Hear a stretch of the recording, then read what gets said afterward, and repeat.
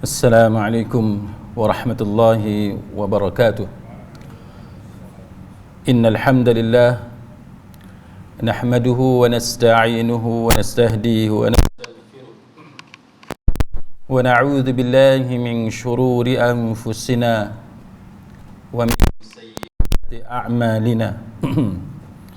Man yahdihillahu fala mudilla lahu wa man yudlil fala hadiya lahu. Ashhadu an la ilaha illallah wahdahu la syarika lah wa ashhadu anna Muhammadan abduhu wa rasuluh. Allahumma salli wa sallim ala Muhammad wa ala alihi wa sahbihi wattabi'ina bi ihsanin ila yaumiddin. Amma ba'd. Rabbi syarah li sadri, wahai Tuhanku, lapangkanlah dadaku ini. Wa yassir li amri, dan permudahkanlah urusanku.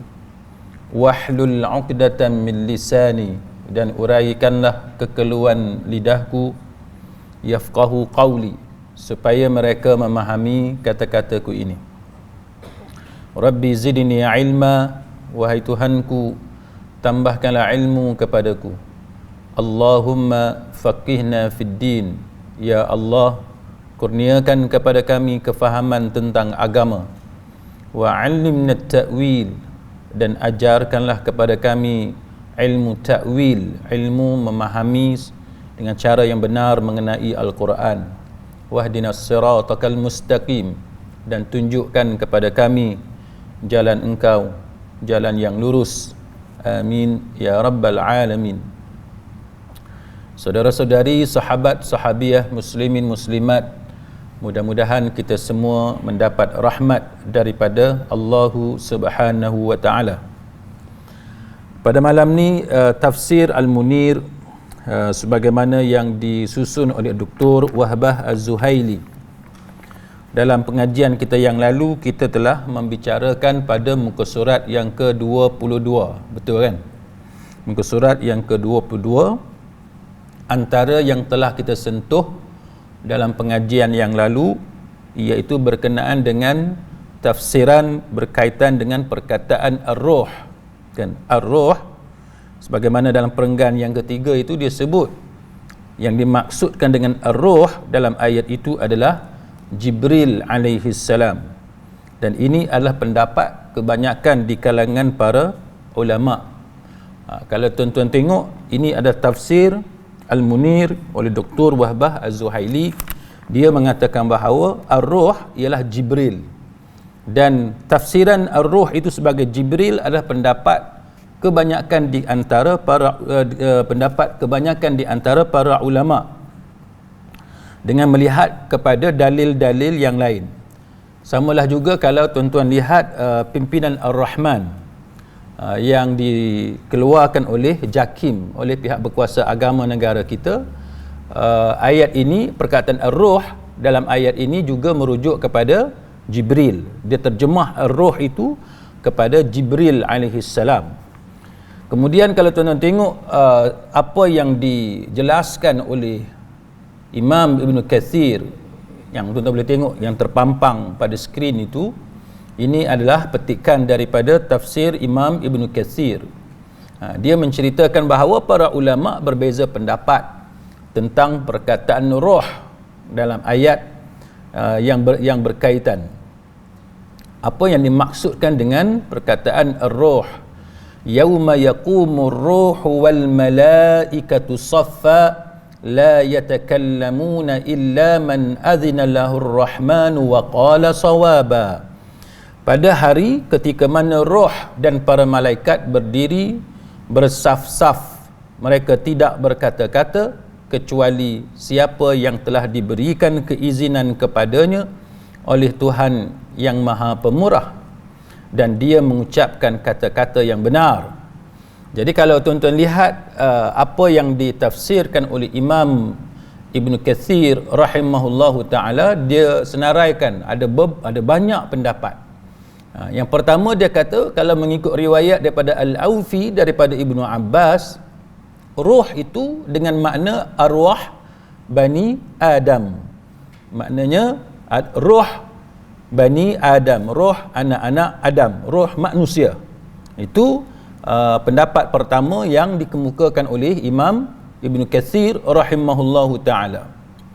Manakala pendapat yang kedua, dia kata yang dimaksudkan dengan ar-ruh itu adalah anak-anak Adam alaihissalam.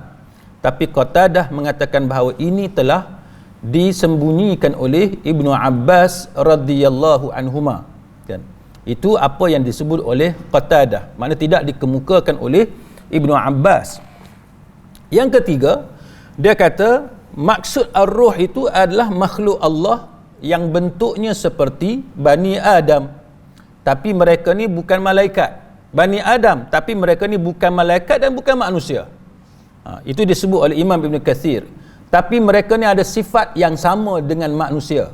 Mereka ni makan dan minum. Ini antara pendapat yang disebut oleh Imam Ibn Katsir sebagai pendapat Ibnu Abbas, Mujahid dan sebagainya. Manakala yang keempat, hak ni yang kita sebut dalam pengajian kita yang lalu sebagai pendapat jumhur ulama. Pendapat yang keempat itu iaitu ar-ruh dengan makna Jibril alaihissalam. Dan ini juga pendapat yang dipilih oleh oleh Dr. Wahbah Az-Zuhaili yang kita mengaji tafsir dia pada malam ni.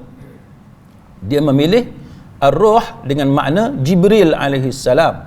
Dan begitulah juga dalam tafsir pimpinan Ar-Rahman yang dikeluarkan oleh Jakim juga memilih ar-ruh dengan makna Jibril alaihissalam. Dan ini juga adalah pendapat yang diriwayatkan daripada Asy-Sya'bi, daripada Sa'id ibn Jubair, daripada Ad-Dhahhak dan sebagainya. Baik.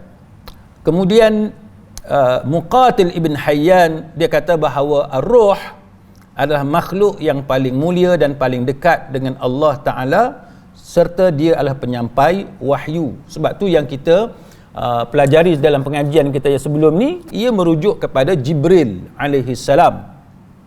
Kemudian yang kelimanya, pendapat yang kelima yang disebut oleh Imam Ibn Katsir, dia kata ar-ruh bukan malaikat tapi dia adalah Al-Quran. Ar-ruh dengan makna Al-Quran. Kemudian yang keenam, ar-ruh, bila disebut ar-ruh, maksudnya malaikat yang sangat besar.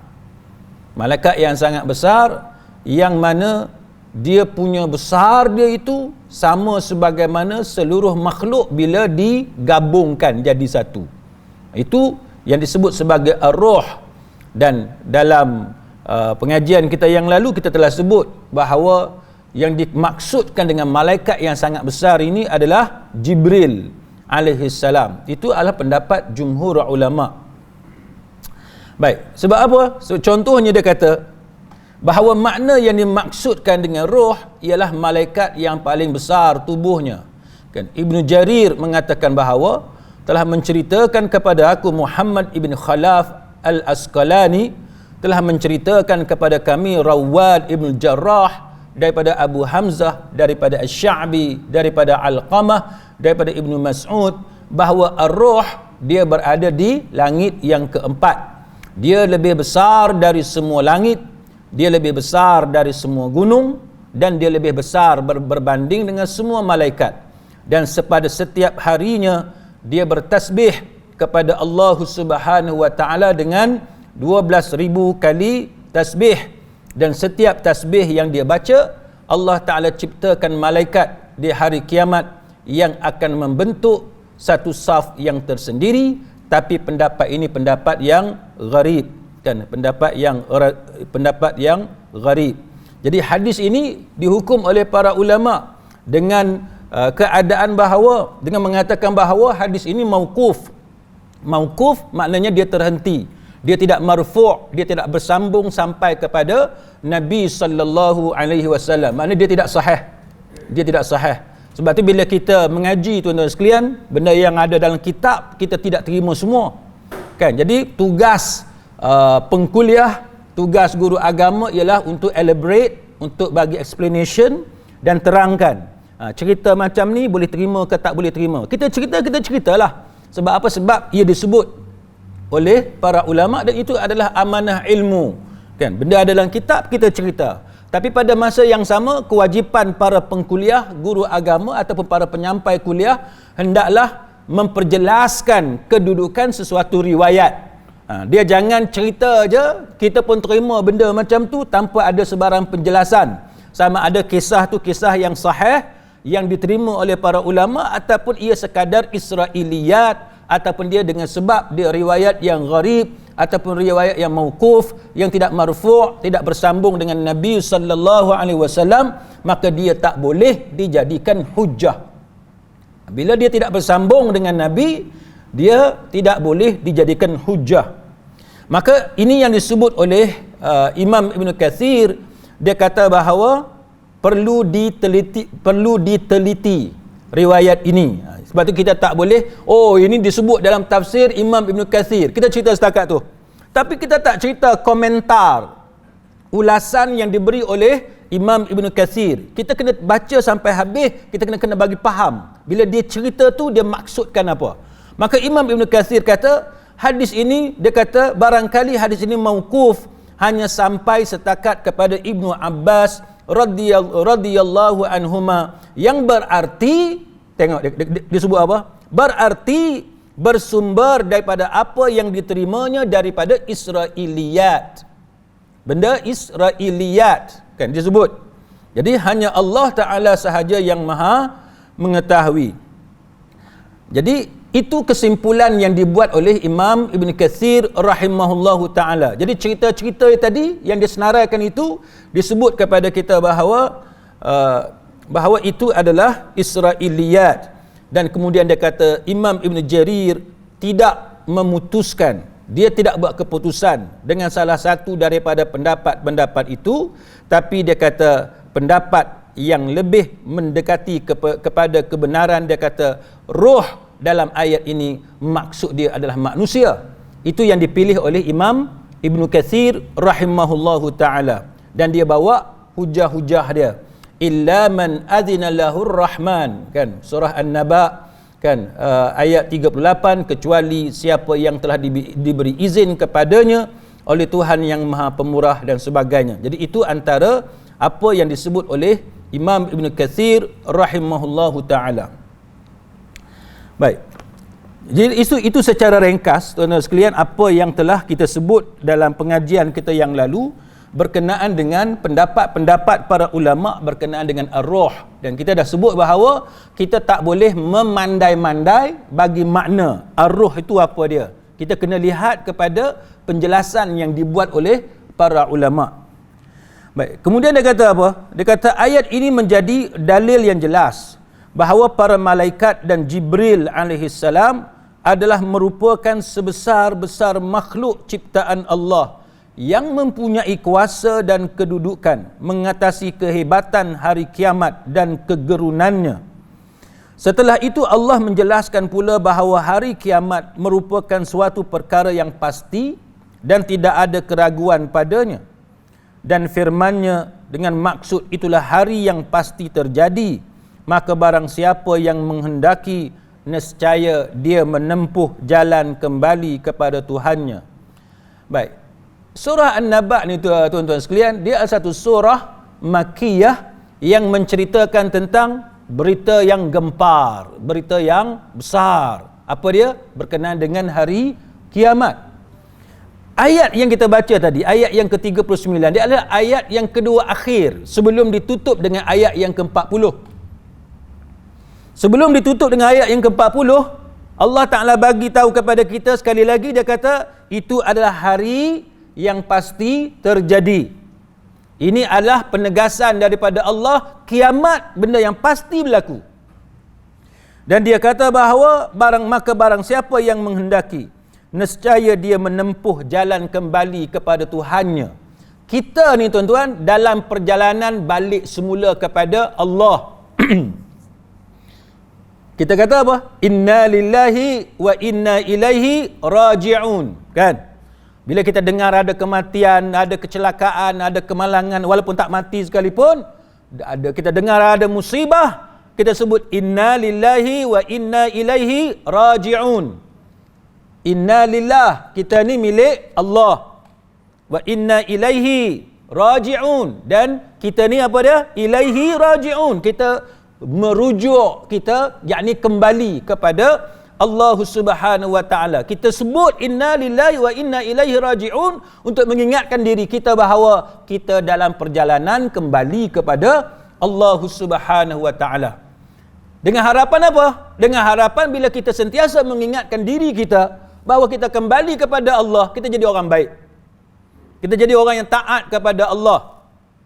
Kalau kita duk ambil rasuah, kita menyeleweng, maka kita akan bertaubat kepada Allah. Kalau kita seorang penzina, kita tinggalkan zina. Kalau kita duk terlibat dengan judi, kita tinggalkan judi. Apa-apa dosa sekalipun, kita akan tinggalkan. Kenapa? Kerana apabila sampai hari kiamat, yang kata an-naba, kan, berita yang besar tentang berkaitan dengan kiamat, maka pada masa itu tidak ada lagi U-turn. Tak boleh kembali semula atas dunia, yang mana kita akan berhadapan dengan Allah Subhanahu wa taala. Maka Dr. Wahbah Az-Zuhaili dia kata hari itu merupakan hari di mana para malaikat berdiri sebagaimana yang telah disifatkan, adalah merupakan hari yang pasti. Ia merupakan suatu hari yang bakal menjadi kenyataan.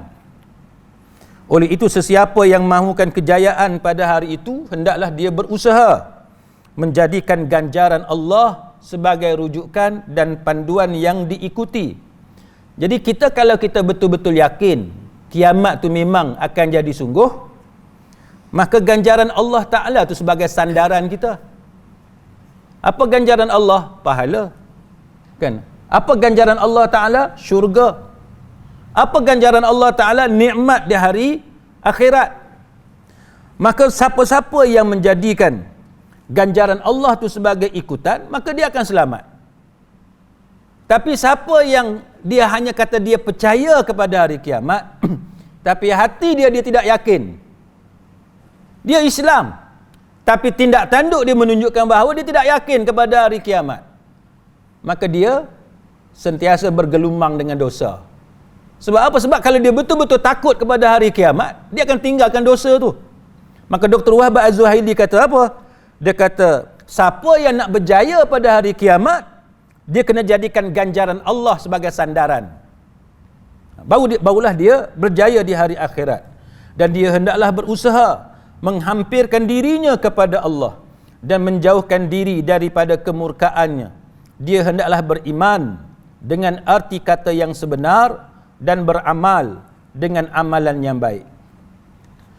Kemudian Allah Ta'ala kembali memberikan ugutan dan menakutkan orang-orang kafir terhadap hari kiamat. Lepas tu ayat yang terakhir tu, ayat yang ke-40, kan, Allah Ta'ala dia mengingatkan kepada orang-orang kafir. Apa dia? Wa yaqulul kafir, kan, wa yaqulul kafir ya laitani kuntu turaba. Dan orang-orang kafir berkata apa?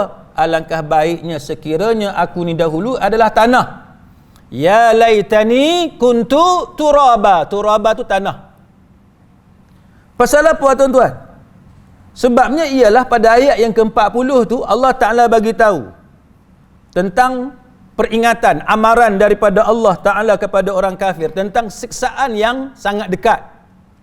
Sebab siksaan tu depan mata dia, dia boleh tengok pada hari kiamat. Pada hari manusia melihat apa yang telah dibuat oleh kedua tangannya, bila dia tengok sendiri segala amalan dia, dia dipertontonkan. Kan? Dia dipertontonkan apa yang telah dia buat semasa dia berada di atas dunia.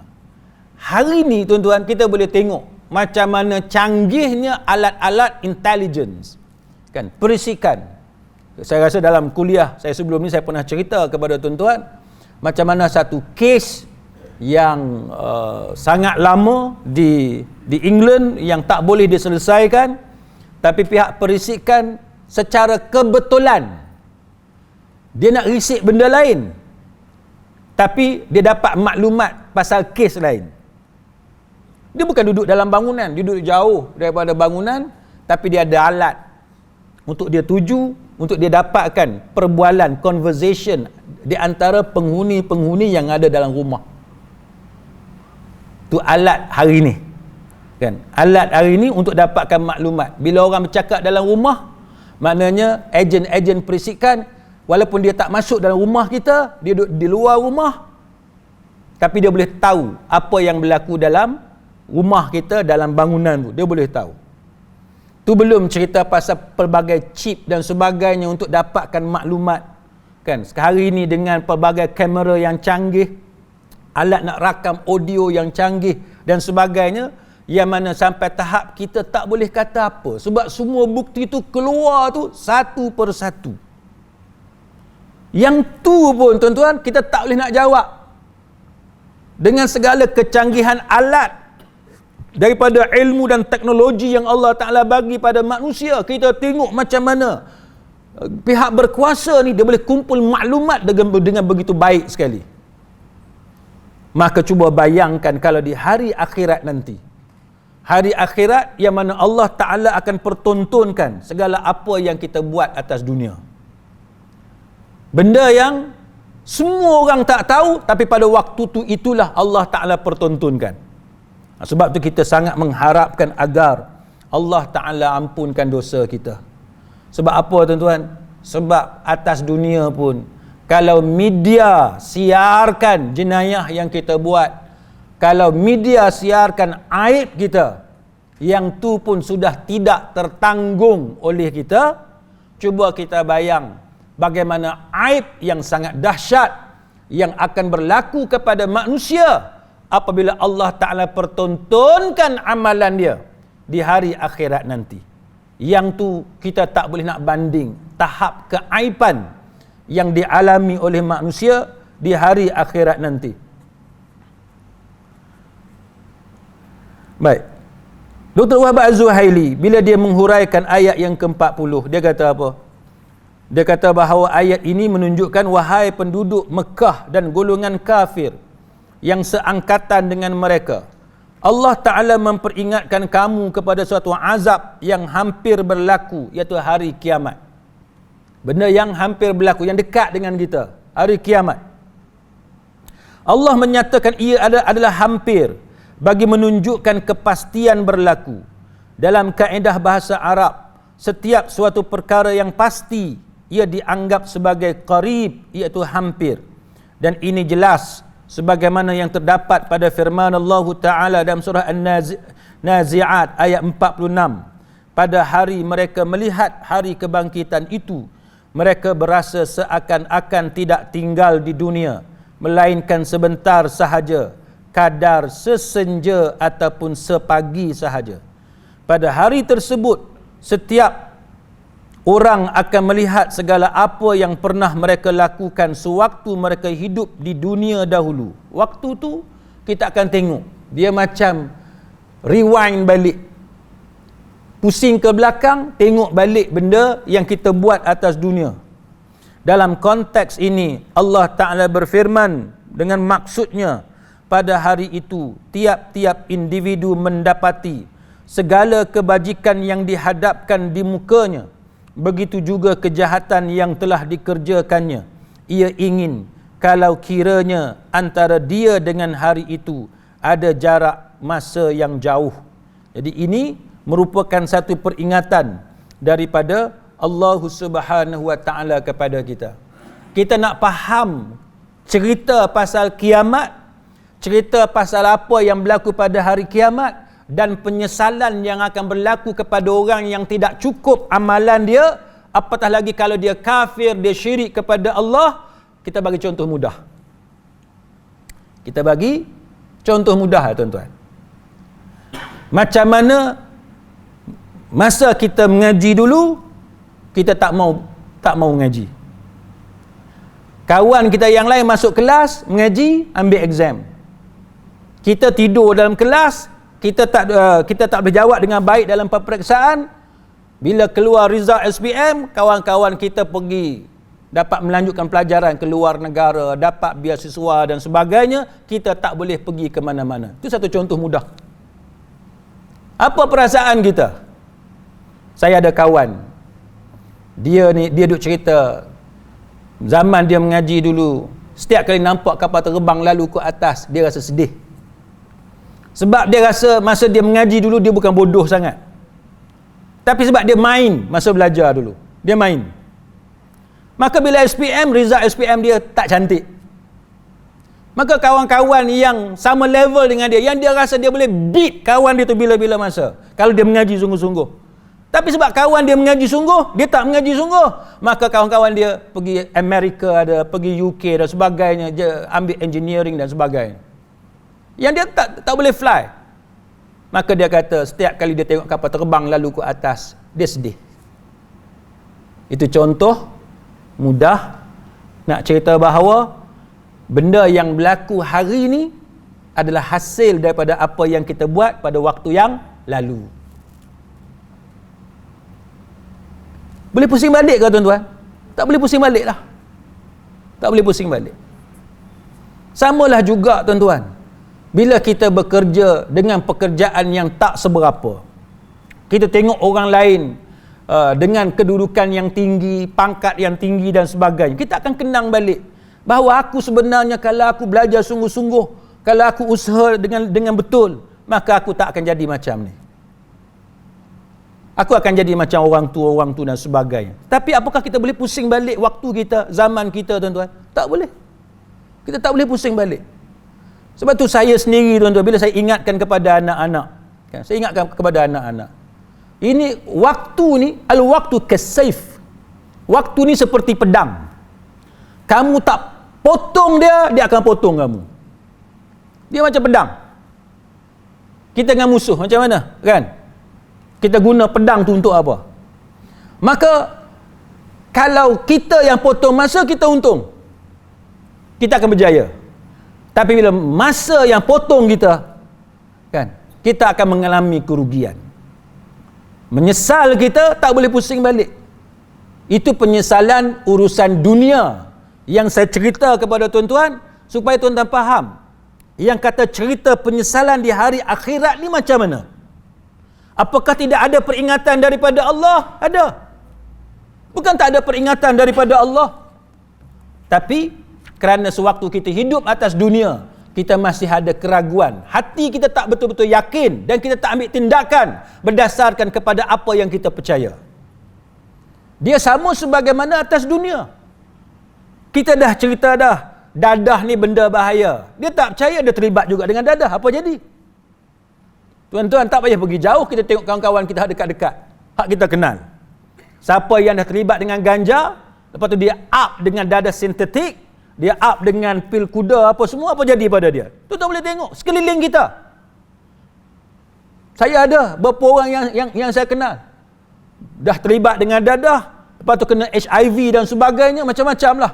Kan dekat rumah ada jarum apa, kita kata shrink tu, duk cucuk je kerja dia. Maka apa jadi? Dia merosakkan diri dia sendiri. Apakah tak ada orang bagi amaran kepada dia? Orang dah bagi amaran daripada zaman dia sekolah lagi, kita dah bagi amaran, cikgu bagi amaran, guru disiplin bagi amaran, ustaz bagi amaran, orang kampung bagi amaran, orang kampung report kepada mak dengan ayah dia. Tapi apakah dia ambil pengajaran? Dia tak ambil pengajaran. Maka dia rosakkan diri dia sendiri. Ada satu orang, dia meninggal dunia. Sebelum dia meninggal dunia tu, dia dalam keadaan yang teruk. Dan dia kata, dia sebenarnya dia dah taubat dah. Bila dia sebut dia dah taubat tu, dia maksudkan apa tuan-tuan? Semua orang faham. Bila dia kata dia dah taubat, maksudnya benda yang dia buat selama ni yang merosakkan diri dia itu, dia tahu bahawa dia sendiri yang merosakkan diri dia. Walaupun ramai dah orang bagi amaran kepada dia. Hari akhirat pun tuan-tuan, kita nak faham konsep dia macam itulah. Allah dah bagi amaran. Ada Quran, ada hadis-hadis Nabi yang menyampaikan berita tu kepada kita. Maka terpulang kepada kita nak percaya ataupun tidak percaya kepada berita tersebut. Maka kalau kita percaya dan kita ambil tindakan berdasarkan kepada apa yang kita yakin, maka kita akan berjaya melaluinya.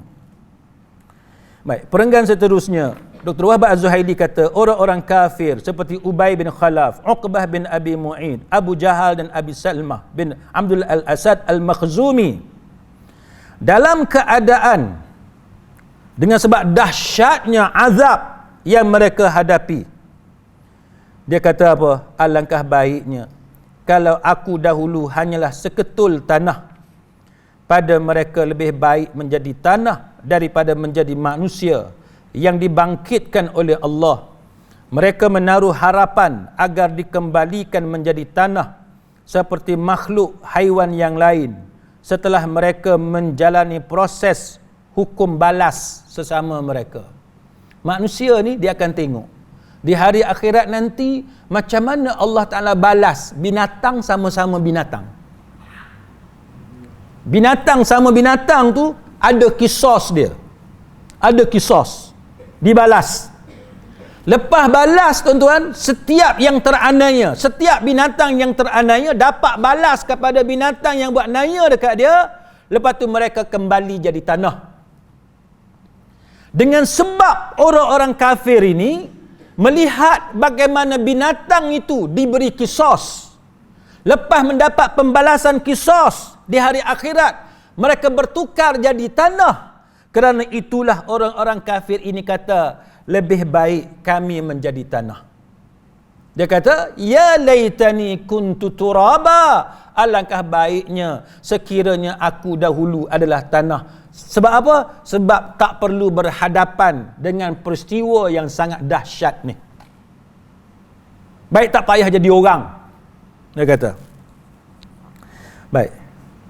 Pada mereka lebih baik menjadi tanah sebab mereka tidak sanggup berhadapan dengan proses hukum balas sesama mereka. Dan pengertian inilah yang terdapat dalam sepotong hadis as-suwar yang masyhur yang menceritakan tentang bagaimana pembalasan itu dilakukan, iaitu pada hari itu segala binatang dikumpulkan, binatang yang tidak bertanduk menuntut pembalasan terhadap binatang yang bertanduk. Setelah itu mereka pun dikembalikan menjadi tanah. Lalu orang-orang kafir berharap mereka juga akan menjadi begitu bagi melepaskan diri daripada terkena azab daripada Allah Subhanahu wa taala. Jadi Dr. Wahab Az-Zuhaili kata dua ayat yang terakhir itu menjadi dalil bahawa manusia pada hari kiamat nanti akan terbahagi kepada dua kumpulan. Hari akhirat manusia terbahagi kepada dua kumpulan. Yang pertamanya kumpulan orang-orang mukmin yang mempunyai kedudukan yang hampir dengan ganjaran pahala dan juga mendapat keredaan daripada Allah Subhanahu wa taala. Sementara kumpulan kedua ialah kumpulan orang-orang kafir yang menderhaka dan jauh daripada rahmat Allah Subhanahu wa taala. Dan kumpulan ini tergolong dalam kalangan yang mendapat azab daripada Allah Subhanahu wa taala.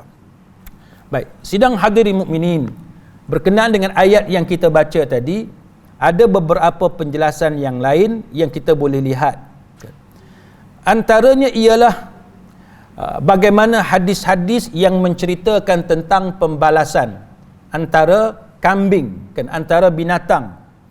Yang mana yang pertamanya dalam Sahih Muslim, Nabi sallallahu alaihi wasallam menyebut, la tu'addunnal huquqa ila ahliha yaumal qiyamah hatta yuqada lisyatil jalha minasyatil qarna. Sungguh kamu akan mengembalikan hak kepada pemiliknya pada hari kiamat sampai hak kambing yang tidak bertanduk akan dikembalikan daripada kambing yang bertanduk. Hak ni tuan-tuan, Allah Ta'ala dia bagi balik sampai tahap kambing sama kambing pun akan diselesaikan. Apa tujuan, tuan-tuan sekalian, Nabi cerita benda ni kepada kita? Apa tujuan? Kita tengok hadis yang kedua. Hadis ini diriwayatkan oleh Imam Ahmad dengan sanad yang hasan. Hadis Abu Dzar radhiyallahu anhu. Dia kata apa? Dia kata anna Rasulullah sallallahu alaihi wasallam ra'a syataini tantatihan. Sesungguhnya Rasulullah sallallahu alaihi wasallam melihat dua ekor kambing saling tanduk menanduk di antara satu sama lain. Nabi nampak ada kambing dua ekor duk saling tanduk menanduk antara satu sama lain. Bila Nabi tengok ada syataini tantatihan, dua kambing saling tanduk menanduk ni, Nabi kata apa? Faqala ya Aba Dzar, wahai Abu Dzar, hal tadri fima tantatihan? Nabi tanya dekat Abu Dzar, apakah kamu tahu wahai Abu Dzar? Hal tadri, kamu tahu tak wahai Abu Dzar, pasal apa dua kambing tu saling tanduk menanduk antara satu sama lain? Qala la. Abu Dzar kata dia tak tahu pasal apa kambing tu duk berlawan, duk bertanduk antara dua ekor tu, dia tak tahu. Lalu Nabi kata, qala lakinnallaha yadri, tapi Allah Ta'ala tahu, wa sayaqdi bainahuma, dan Allah Ta'ala akan menghakimi di antara kedua-dua kambing yang saling bergaduh itu. Tuan-tuan, kita orang beriman, kita percaya kepada setiap apa yang disebut oleh Nabi sallallahu alaihi wasallam. Kita percaya. Dan kita bukan setakat percaya, tuan-tuan, kita yakin sungguh benda yang Nabi cakap ni, benda inilah yang akan berlaku di hari akhirat nanti. Maksudnya setiap hak yang kita ambil daripada orang dengan cara yang zalim, dengan cara yang anaya, maka ianya akan diselesaikan oleh Allah Ta'ala di hari akhirat nanti. Saya ambil satu contoh, tuan-tuan. Saya minta maaf lah, saya bagi contoh yang agak mengerikan, tapi sekadar untuk tuan-tuan sama-sama renung benda-benda macam ni. Di Indonesia, kalau tuan-tuan rajin Google tengok berita, tuan-tuan akan jumpa berita ni. Satu perempuan telah dizalimi oleh beberapa budak lelaki. Mereka memperkosa perempuan ni. Katanya, wallahu a'lam, katanya perempuan ni memang agak glamour lah, ada nama, menjadi sebutan di kalangan orang lelaki di tempat tu. Jadi apa yang berlaku? Ada beberapa lelaki ni telah memperkosa perempuan ni. Dia punya jahat tu, tuan-tuan, saya minta maaf lah saya sebut. Dia punya jahat tu, tuan-tuan, batang cangkul kayu tu, dia tusuk masuk ke dalam alat sulit perempuan tu.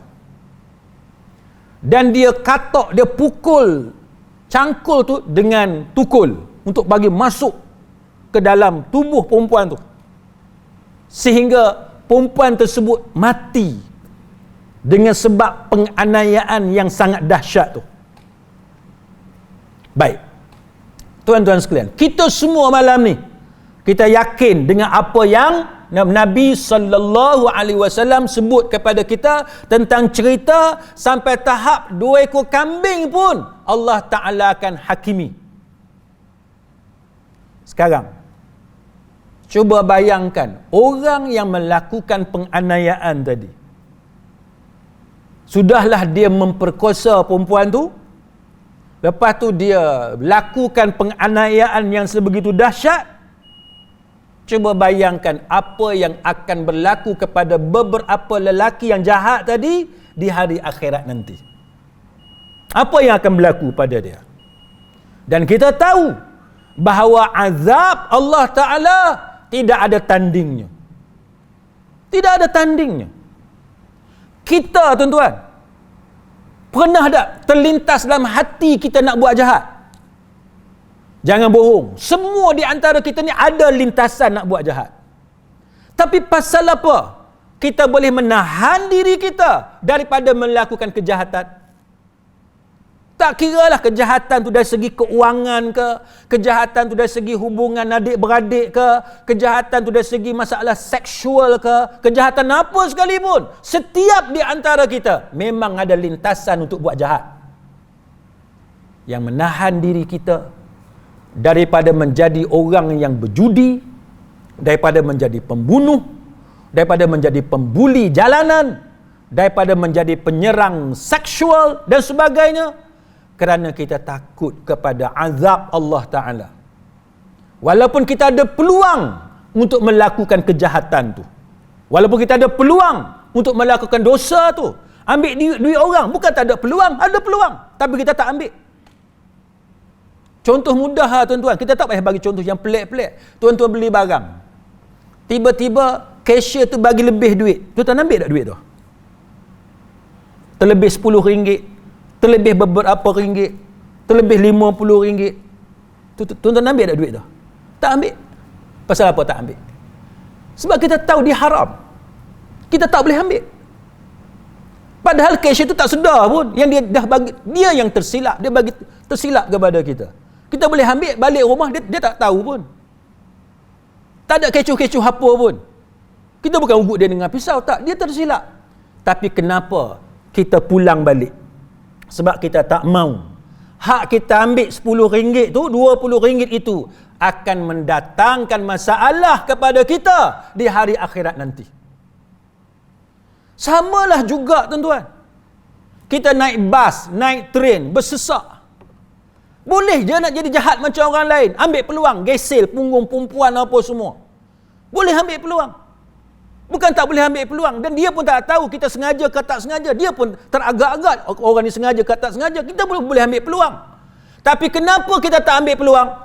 Walaupun kita ada peluang untuk melakukannya. Kerana kita mengetahui setiap kali kita sengaja menggeselkan badan kita kepada perempuan dalam kesesakan, dalam bas, dalam train dan sebagainya, itu dikira dosa di sisi Allah Ta'ala. Dan ini akan menimbulkan masalah kepada kita di hari akhirat nanti. Samalah juga dengan peluang-peluang yang lain. Rasuah ke, kan, jadi scammer ke. Kita ada peluang, tapi kita tak buat. Lawyer, kan, berapa ramai lawyer ambil duit klien, tipu klien dia. Doktor, berapa ramai doktor yang tak patut buat pembedahan tapi buat pembedahan. Berapa ramai engineer, arkitek dan sebagainya, benda yang tak patut dia luluskan. Tapi kita menjadi engineer, kita menjadi arkitek, kita menjadi accountant, kita menjadi doktor, menjadi sesiapa apa yang kita pegang jawatan, kita tidak sanggup walaupun peluang itu ada, terbuka luas kepada kita. Kerana kita meyakini peristiwa kambing tidak bertanduk dengan kambing bertanduk ini, dia akan berlaku depan mata kita di hari akhirat nanti. Sebab tu tuan-tuan sekalian, ini diperingatkan kepada kita oleh Nabi sallallahu alaihi wasallam. Dan orang-orang kafir ini, dia akan kata ya laitani kuntu turaba. Dia kata alangkah baiknya kalau aku ni menjadi tanah, tak jadi orang. Sebab bila jadi orang, kita buat dosa dan sebagainya, kemudian kita akan dibicarakan oleh Allah Subhanahu wa taala. Jadi sidang hadirin mukminin, setakat itu kemampuan saya pada malam ni. Mudah-mudahan kita dapat mengambil pelajaran daripada apa yang berlaku. Kita berharap, kita mohon kepada Allah Subhanahu wa taala supaya Allah taala tidak mentakdirkan kita, tidak menjadikan kita di antara orang yang menghadapi masalah yang besar di hari akhirat nanti.